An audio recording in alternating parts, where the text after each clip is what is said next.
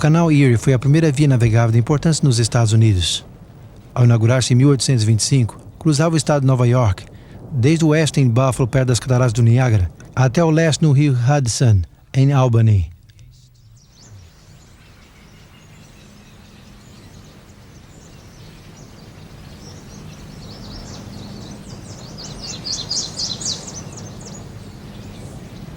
A 1 hora em carro, ao leste de Rochester, se encontra a pequena vila de Port Gibson. Sua posição à beira do canal fazia com que fosse o ponto principal de transporte dessa área. Também foi o lar de Hiram Edson, um ativo leigo metodista, que em 1843 aceitou a mensagem do breve regresso de Cristo, ensinado por Guilherme Miller e seus associados. Com milhares de outros nos Estados Unidos, os milheritos de Port Gibson aguardavam com fervorosa esperança o dia 22 de outubro de 1844, pois eles criam que o Senhor viria nesse dia, para cumprir com a profecia de 2.300 anos de Daniel 8,14. Mas quando viram sobre as águas do canal o primeiro raio de luz da manhã do dia seguinte, estes mesmos crentes se encheram de desapontamento e desespero. A substância dessa história consiste em ver como eles puderam perceber, além do seu próprio mal-entendido, a clara luz de Deus guiando-os em 3 maneiras diferentes.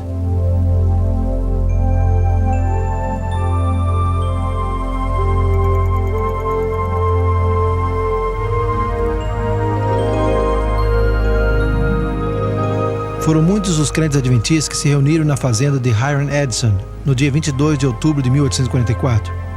Uma investigação estabeleceu que esta foi sua casa, apesar que quartos foram adicionados em ambos os lados desde que Edson morou aqui. Naquela fria manhã de outubro, o desapontamento de Edson e seus amigos chegou a ser real. Isto sai da sua boca com muita facilidade, amigo. Desculpe-me? Acho que o senhor não tem a menor ideia de quão devastados estamos. O que quer dizer? Quero dizer que experimentamos o pior tipo de dúvida. Alguns de nós com mais aflição que outros. Nos perguntamos se as profecias de Daniel estavam erradas. Nos perguntamos se talvez a Bíblia era um conto de fadas. E alguns até nos perguntamos se ainda existia um Deus nos céus. Fomos ao meu celeiro ali atrás e oramos. E depois de reexaminar nossa fé, decidimos que teria de haver uma resposta ao nosso dilema. Que encontraram? Bem, depois do desjejum, eu sugeri ao jovem Owen Cruiser para que fôssemos visitar alguns dos nossos vizinhos desta área para ver se podíamos animá-los um pouco. Não estou certo se foi por medo dos nossos vizinhos zombeteiros, mas de qualquer modo saímos pelo milharal. Todo esse milho. Tínhamos tanta certeza da segunda vinda de Cristo que deixei a colheita inteira no campo. Tome uma espiga do melhor de Nova York. Obrigado. De nada. Sabe, ao caminhar juntos naquela manhã, eu fui revendo em minha mente os acontecimentos das 24 horas anteriores. De repente parei e olhei para cima, e pareceu que o céu se abria, e o santuário lampejou na minha mente. Sabe, nós os mileritas estivemos pregando o texto até 2.300 tardes e manhãs e o santuário será purificado. E pensamos que esse santuário era a terra. Bem, mais tarde reconhecemos que a Bíblia ensina que também há um santuário no céu. Cristo passou do lugar santo ao lugar santíssimo, como o primeiro sacerdote no dia da expiação.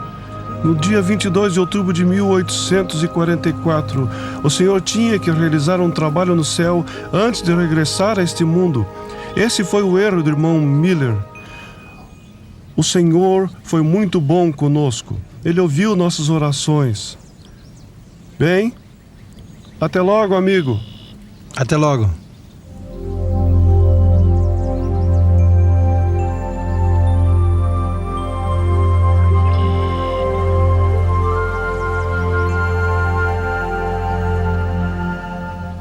Nos meses que seguiram, Hiram Edson e seus associados continuaram estudando o tema do santuário e sua purificação.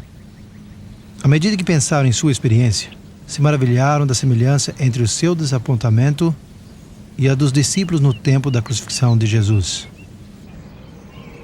Finalmente, Edison convenceu seu amigo Coursier a publicar seus descobrimentos numa edição especial do jornal Millerita, A Estrela do Dia, no dia 7 de fevereiro de 1846.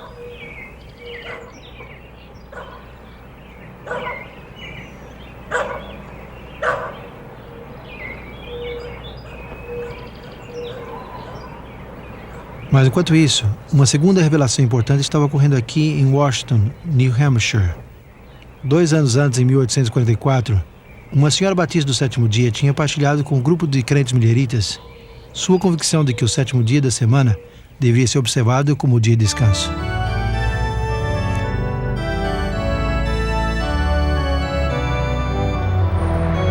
A observância cristã do sétimo dia sábado ha persistido através da era cristã. Algumas vezes foi guardada em segredo, mas sempre reapareceu para incitar sua mensagem sobre o mundo. Desde os dias dos apóstolos até o século V, essa prática continuou em várias partes do Império Romano. Mas à medida que a igreja cristã se introduzia cada vez mais na apostasia e adotava ritos idólatras e a práticas de adoração ao sol, o sétimo dia sábado logo foi desacreditado, sua observância reprimida, e em seu lugar o domingo foi exaltado como dia de adoração. Durante a reforma do século XVI, Lutero se apoiou na Bíblia como a autoridade suprema para o cristão. Ele disse a Carlos V: Eu não aceito a autoridade dos papas e dos concílios, porque eles se contradizem. A palavra de Deus cativou a minha consciência. Este apelo à Bíblia, e à Bíblia somente, foi o fundamento da Reforma.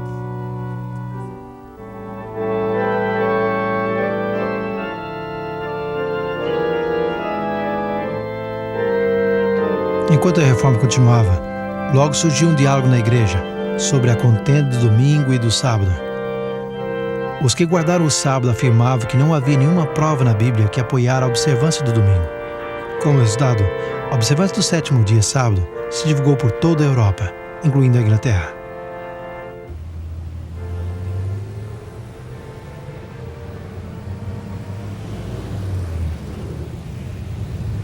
Ali, as discussões sobre o sábado chegaram a ser a razão de controvérsia entre os puritanos, através do século XVII. Pessoas influentes estavam envolvidas. Entre os muitos que defendiam a observância do sétimo dia, se encontrava um advogado inglês que era um membro do parlamento britânico.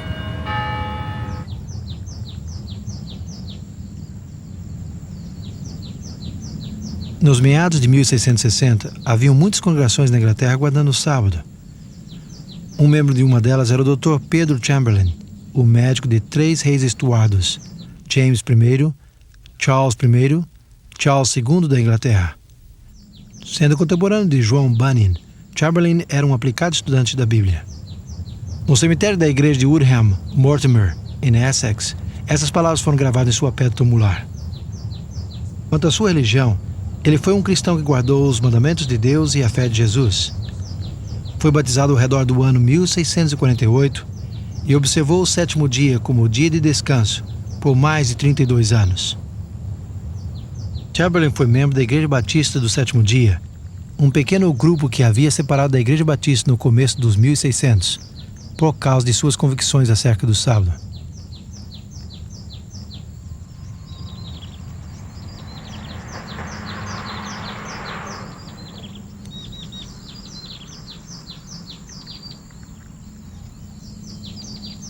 Em 1664, Stephen Mumford, um batista do sétimo dia da Inglaterra, emigrou para o Novo Mundo. Em 1671, ele organizou a primeira igreja batista do sétimo dia na América, em Newport, Rhode Island.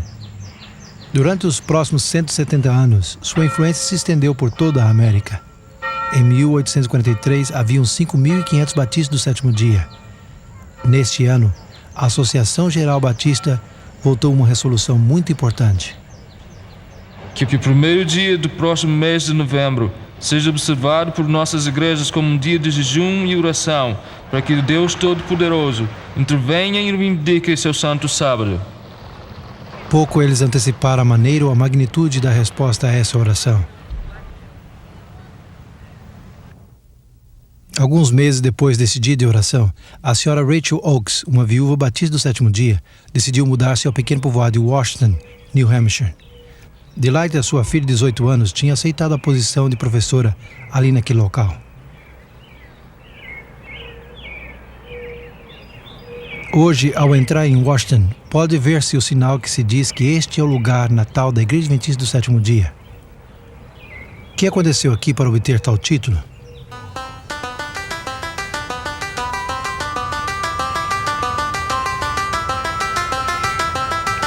Esta sólida igreja de madeira se encontra agora longe do centro do povoado, mas antes se encontrava no meio de uma próspera comunidade agrícola.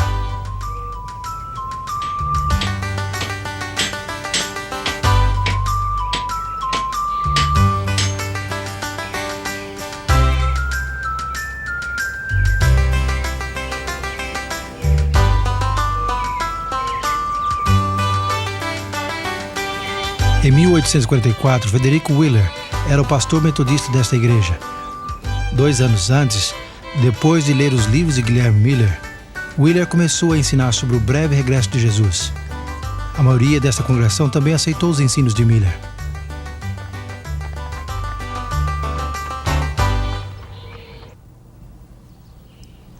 Um domingo pela manhã, Wheeler estava conduzindo uma santa ceia nesse púlpito, aqui na igreja de Washington, New Hampshire.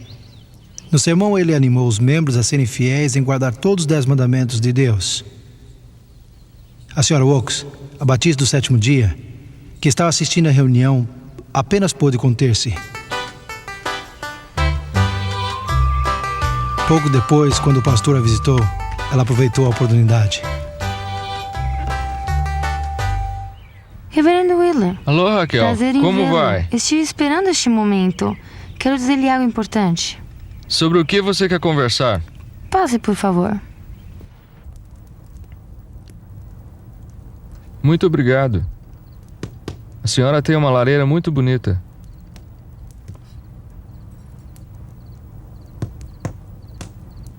No culto do domingo, reverendo, o Senhor diz que todo aquele que reconhece a Cristo deve obedecer todos os mandamentos de Deus. Eu creio seguramente nisso, irmã. Bem, tenho que ser franca. Tenho que dizer-lhe que neste momento quase me levantei para dizer uma coisa. Eu percebi. O que queria dizer? Eu queria dizer que teria sido melhor que o Senhor voltasse a cobrir a mesa da Santa Ceia, até que o Senhor mesmo comece a guardar todos os mandamentos de Deus, incluindo o quarto.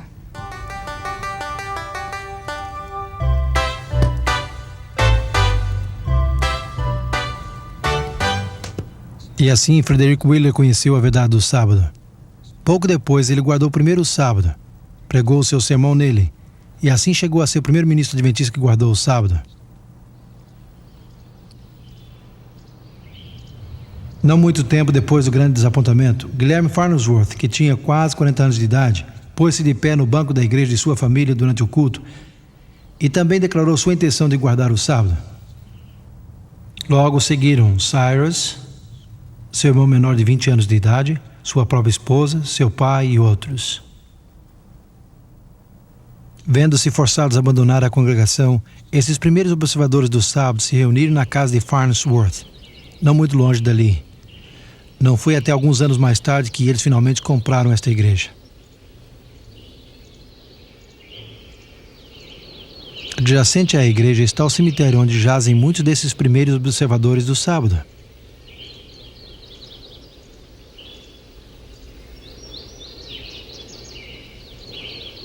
Esta lápide revela que Cyrus Farnsworth mais tarde se casou com Rachel Delight Oakes, a professora da escola e filha da senhora Rachel Oakes. Pouco tempo depois que Willie começou a guardar o sábado, Tomé Preble, um segundo ministro millerita, se uniu a ele. Preble era um batista de livre-arbítrio que tinha viajado com Guilherme Miller para proclamar a segunda vinda de Jesus. Chegou a ser o primeiro adventista do sétimo dia em defender o sábado por escrito, por um artigo que publicou em fevereiro de 1845. Entre aqueles que leram este artigo, que mais tarde foi imprimido como um folheto, estava José Bates, um capitão de barco aposentado. Ele se impressionou com a verdade. Alguns anos antes, Bates tinha aceito os ensinos de Guilherme Miller. Ocupou cargos importantes no movimento millerita e conseguiu suportar as tempestades do desapontamento de 1844, sem abandonar sua fé.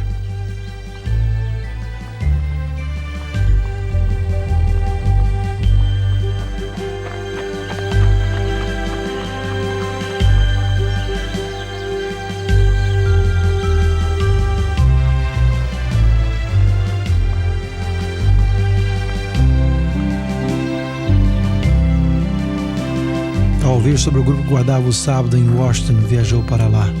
Mas no caminho se encontrou com Frederick Wheeler em sua fazenda de Hillsborough.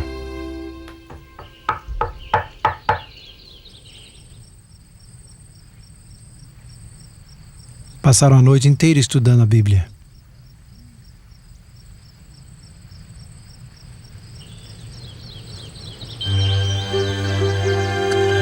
Pela manhã, ambos viajaram para Washington, à casa de Cyrus Farnsworth.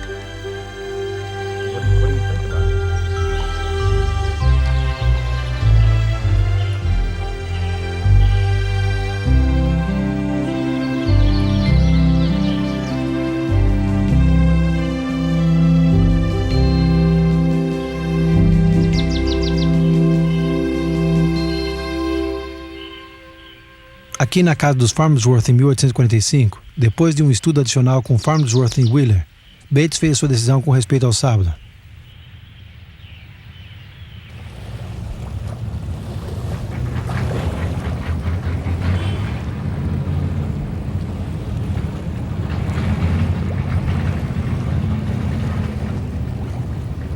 De regresso à sua casa, Bates atravessou a ponte entre Fairhaven e Nova Bedford, Massachusetts.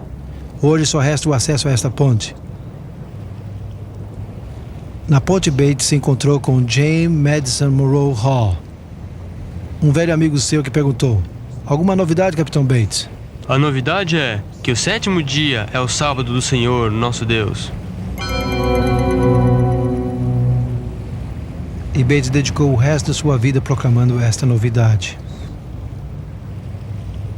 Em agosto de 1846, Bates publicou seu próprio folheto O 7º Dia, o Sábado, um sinal perpétuo.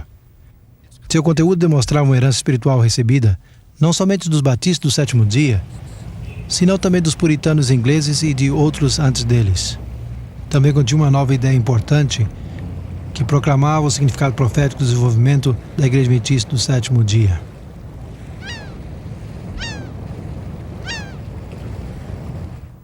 Depois de começar a guardar o sábado, Bates notou algo que os millerites não tinham reparado.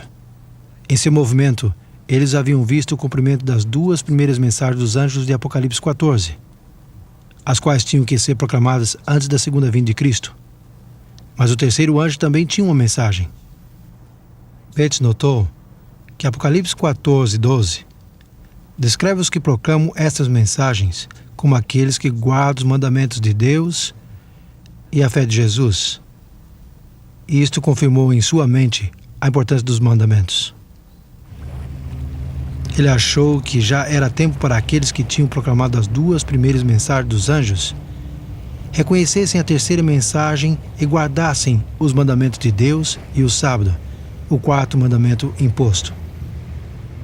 Em 1846, Bates recebeu a cópia especial do jornal A Estrela do Dia, onde se explicava as ideias de Hiram Edison sobre o Santuário Celestial e o Ministério de Cristo no Lugar Santíssimo. Bates começou a corresponder-se com Edison e aceitou seu convite para assistir à conferência que se daria em Port Gibson, mais tarde aquele ano. Ali Edison partilhou seu conhecimento sobre o santuário, mas Bates também tinha algo que dizer. Quando Bates delineou suas razões para guardar o 7º dia e o sábado, Edison se levantou e declarou: "Isto é luz e verdade. O 7º dia é o sábado e eu estou contigo para guardá-lo." E assim o fez até o dia de sua morte.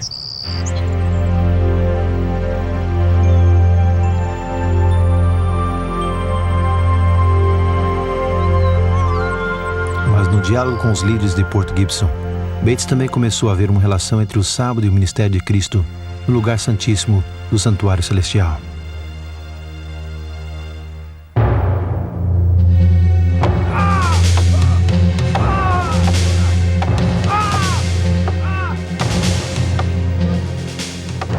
Jesus era o centro das duas doutrinas. Numa, ele era o completo sacrifício como o Cordeiro de Deus e também o sumo sacerdote provendo sangue e purificando o santuário.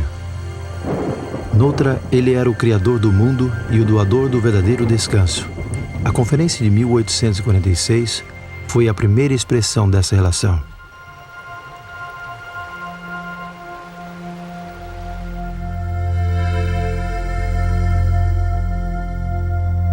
Nessa conferência, Bates prestou muita atenção às ideias de Edison sobre o santuário celestial. Ele sabia que a Bíblia explicava que a Arca da Aliança se encontrava no segundo compartimento do santuário e que os 10 mandamentos estavam dentro dela. Logo, com muito interesse, ele leu Apocalipse 11:18, onde fala dos dias finais da história do mundo, quando as nações se enfureceriam e chegaria o momento do último juízo do mundo. Mas então, o seguinte versículo, ele leu que nesse mesmo tempo, o templo de Deus, ou santuário, se abriu, e foi vista a Arca da Aliança no seu santuário. Logo, Bates pensou que se o foco de atenção era o ministério de Jesus no lugar santíssimo, então a arca, a lei e o sétimo dia, o sábado, que essa lei sinalizava, também assumiu nova importância. Portanto, o cumprimento da profecia de 2.300 anos em 1844 atraiu a atenção ao santuário celestial de uma maneira jamais vista. Como resultado, surgiram 2 ênfases especiais sobre Jesus. Primeira, ele estava agora encarregado de sua obra final, como sumo sacerdote no santíssimo ministério desse santuário. Segunda, ele é o Senhor do sábado e nos ordena guardá-lo como ele mesmo observou, sendo nosso divino exemplo. Mas haveria um terceiro sinal notável, associado com a grande programação final do Evangelho de Deus. Esse também teria que vir de Jesus, pois em Apocalipse 12:17 está identificado como testemunho de Jesus. Mas o que significa isso?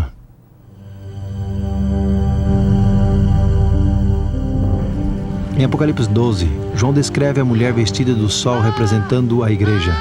Ele a vê esperando o nascimento de Jesus. Depois sendo perseguida e fugindo ao deserto, onde Deus a protege por um período de 1260 anos. Então o versículo 17 diz: Irou-se o dragão contra a mulher e foi pelejar com os restantes de sua descendência, os que guardam os mandamentos de Deus e sustentam o testemunho de Jesus.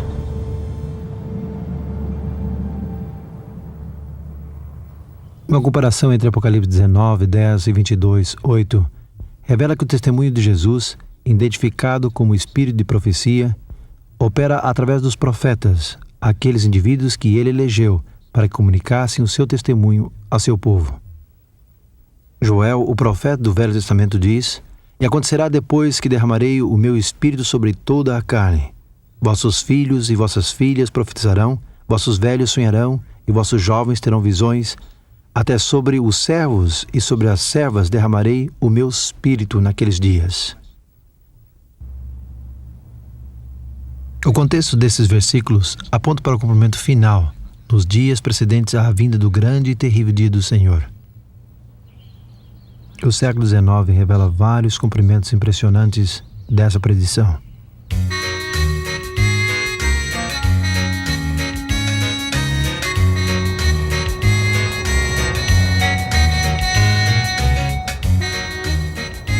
No fim de 1830, um jovem americano de cor, que se havia convertido aos 17 anos de idade, mudou-se para Boston, Massachusetts, para preparar-se para o ministério do Evangelho. Seu nome era Guilherme Foy. Em 1842, Foy recebeu 2 visões impressionantes.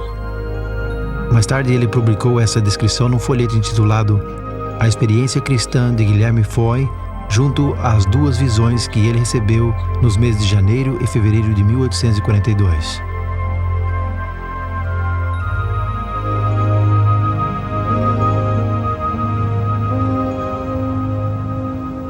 Numa terça-feira à noite, no dia 18 de janeiro de 1842, Foy, com 23 anos de idade, se reuniu com um grupo de cristãos para orar e estudar a Bíblia em Beacon Hill, Boston. Durante a reunião, ele recebeu a primeira de 4 visões.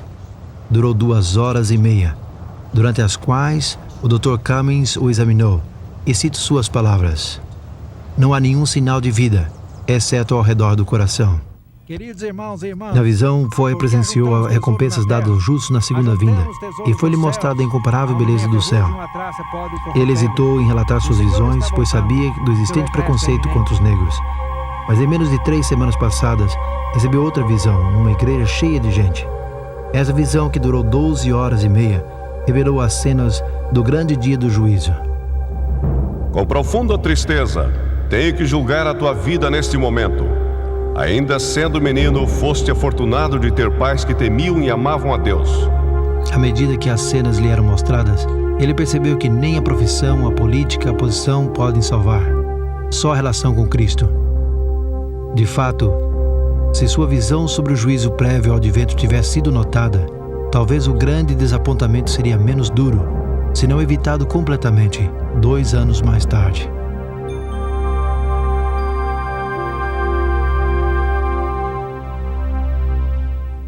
Foy foi ordenado a relatar aos outros o que ele havia visto, e durante os meses que seguiram, ele pregou extensamente, criando sensação onde quer que fosse. Vastas multidões o ouviram contar o que havia visto da pátria celestial e da necessidade de preparar-se. Se crê que ele recebeu 2 visões mais, incluindo uma que revela 3 passos para a cidade santa. Foy não a entendeu. Nação se levantará contra nação, e reino contra reino. E haverá fome, pestes. Guilherme Foy não recebeu nenhuma outra visão depois do desapontamento. No entanto, manteve sua esperança na segunda vinda de Cristo.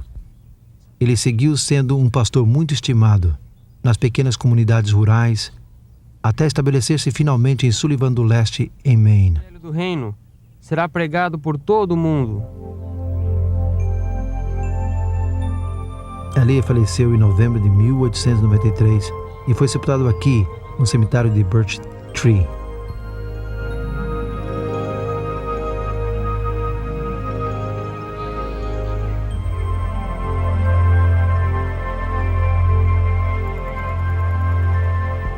Pouco antes do grande desapontamento, Deus deu o dom profético a outro, a Hazen Foss, que morava em Portland, Maine.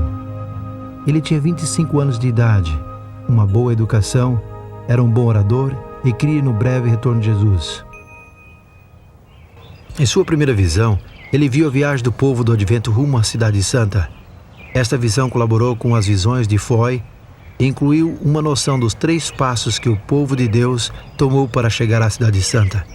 Depois do desapontamento, ele foi dito que relatara o que havia visto, mas temendo a oposição, Foss se negou.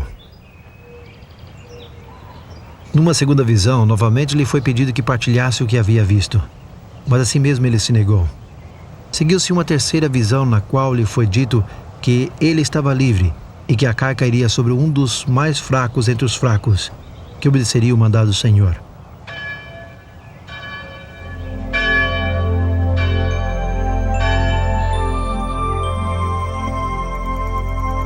Algumas semanas mais tarde, Foss estava de pé do lado de fora de uma pequena capela para ouvir uma história milagrosa. Pediram-lhe que entrasse à reunião, mas ele rejeitou. O maná, as amêndoas, os figos, as romãs e as uvas e o outro fruto. Pedi a Jesus que me deixasse comer dele e ele disse: agora não. Os que comem deste fruto não regressam ao mundo.